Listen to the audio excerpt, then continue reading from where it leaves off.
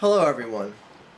I've got your tweets and your emails and private messages about the proposed rule changes for the NFL and the now set in stone rule changes for Major League Baseball. And I consider both, one the set in stone move and one the proposed move, as just complete pussifications of two sports that I grew up loving and adoring and still love and adore to certain levels to this day in my life. It's just sad to see what these two sports are evolving into. And then again, there's worse things in the world to be sad about. I just happen to be talking about this today. And it's just two complete pussifications that it's even gotten to this level. Let me go with the whole NFL thing first here. There's a proposed rule change in the work by a number of committees are petitioning the NFL to make it a 15-yard game misconduct penalty, whatever you want to call it, for any time that a racial slur is used, be it a player on the offense saying it to a player of the defense, or vice versa, or even two teammates saying it to each other, just even if it's like two black guys dropping an N-bomb in the form of congratulations to one another. You know, stuff like that flies on a football field on any given game. And, you know, it's coming off the heels of the whole Richie Incognito thing and racial slurs being said there and suicide thoughts and all that other shit. You know, I'm not condoning any of that, and that was a bad circumstance, and you know, something had to be done from it. Now, what I think is being proposed is just a complete pussification and totally unnecessary, because you open a potential chain of events that could come from this that are just a lot worse than a 15-yard penalty. For instance, if some sort of, like, you know, penalty is thrown and said it was a racial taunt from one player to another, it could be something as, I don't know, is something as simple as saying, like, you suck, white boy? Like, is something like that? I mean, is that not a racial taunt of some sort? I mean, are we going to go down to just absolute derogatory words that are, you know, on the FCC list of banned words? Like, is that what you got to go to? There's so many gray areas here, and once the referee throws that flag, and this player is listed as being the one that issued the racial taunt, the race card's gonna be pulled. It's gonna be like, this guy's a racist. There's a racist that plays for this team. I can't believe this company put him in a commercial and all this other shit. I don't know. I don't condone the use of racial taunting. But in a way, I can understand it in a game like football. If something flies, you're just getting under the guy. You're trying to get under another guy's skin. Now, of course, there is an extent, of course, that should be limited. I'm not saying it should be just like, you know, flat out dropping N-bombs on someone.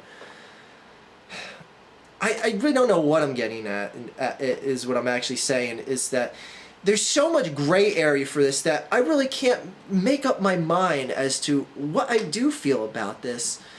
Because again, once that flag is thrown, what is going to happen? The public opinion is what is going to happen.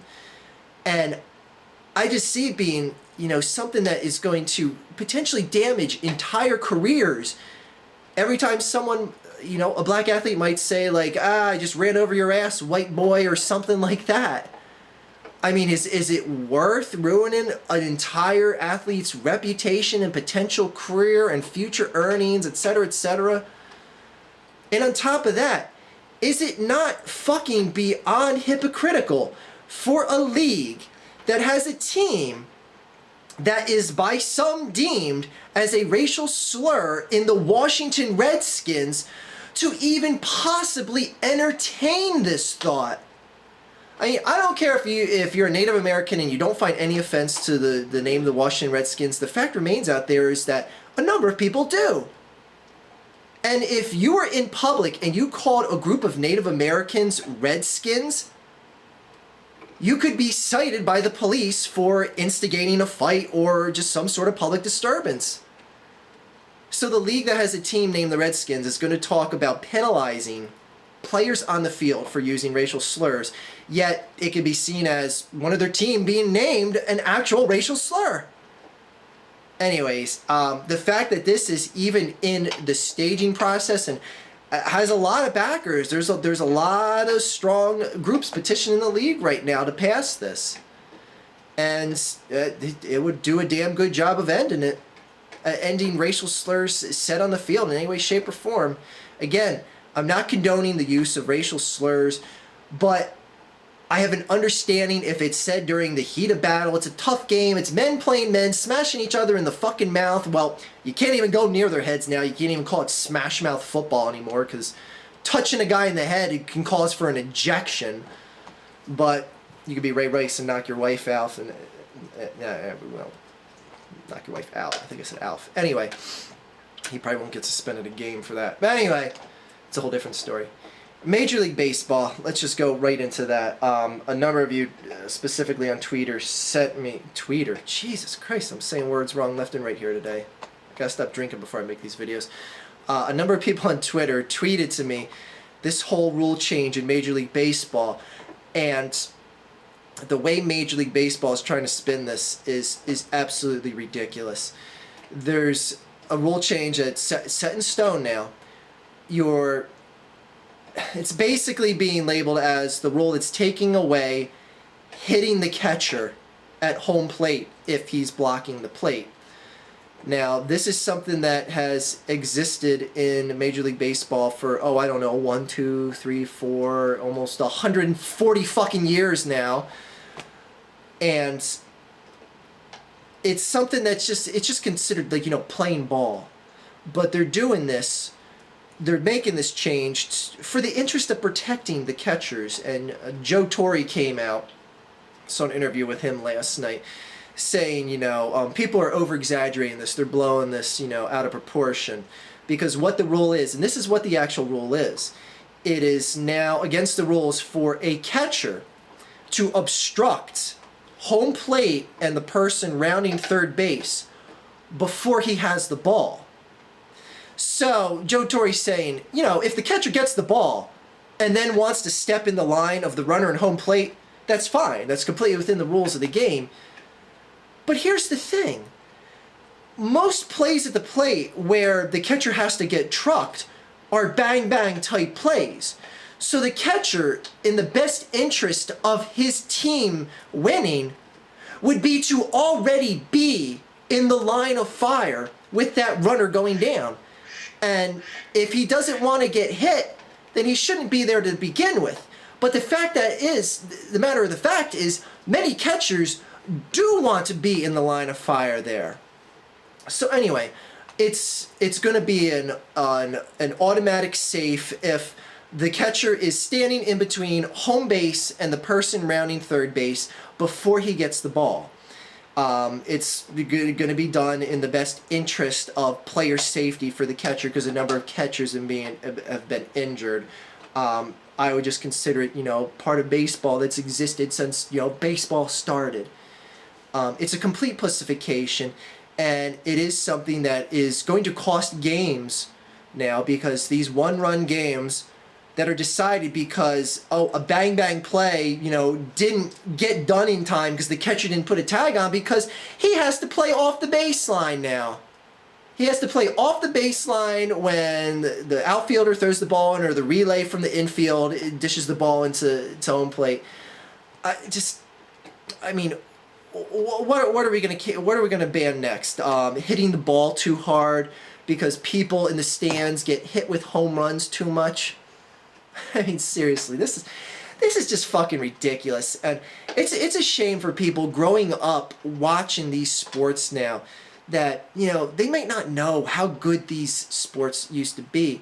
And a lot of people say, well, you're insensitive, Archfiend, because there's so many people that have had careers ended, be it a catcher or a wide receiver who got his clock cleaned by Ray Lewis when he first came into the league and was knocking people senseless. Those people, though, however, that got their clocks clean, the catcher that got decleated at home plate, knew what they were signing up for.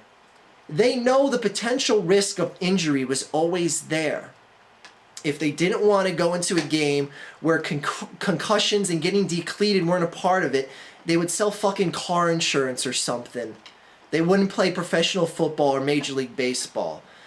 And it's a shame that the sports are getting whittled down to this just, why not just replace baseballs with wiffle balls and replace tackling in football with flags?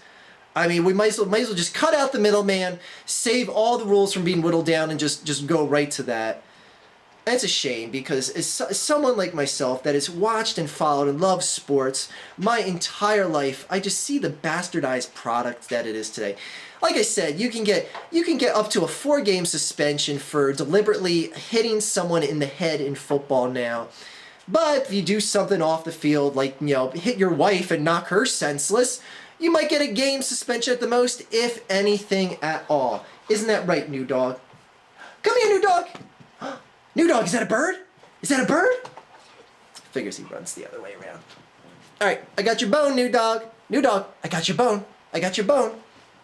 Anyway, it's a shame what these sports have... Oh, he stepped right on my John Thomas. For all you Monty Python fans, I'm sure you got that.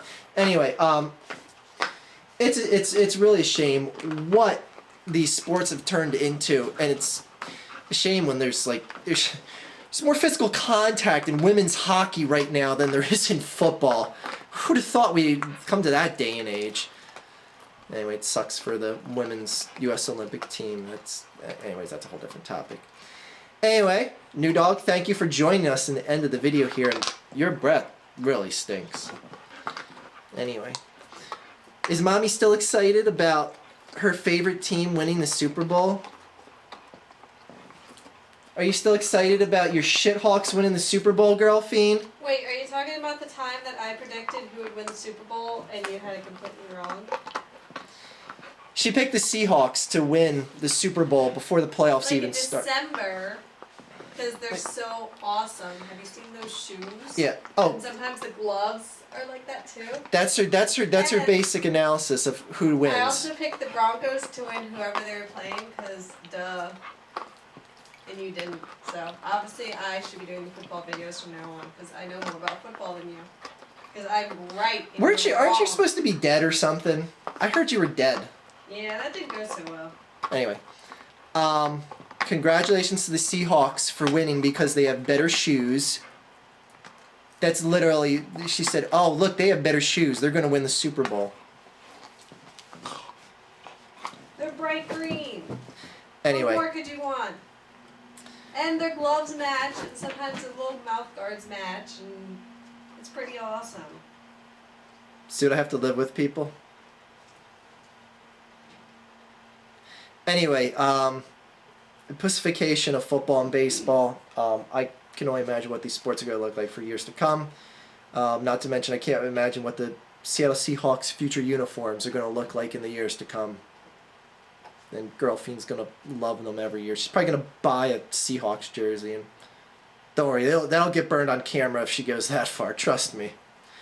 Have a good day, everyone.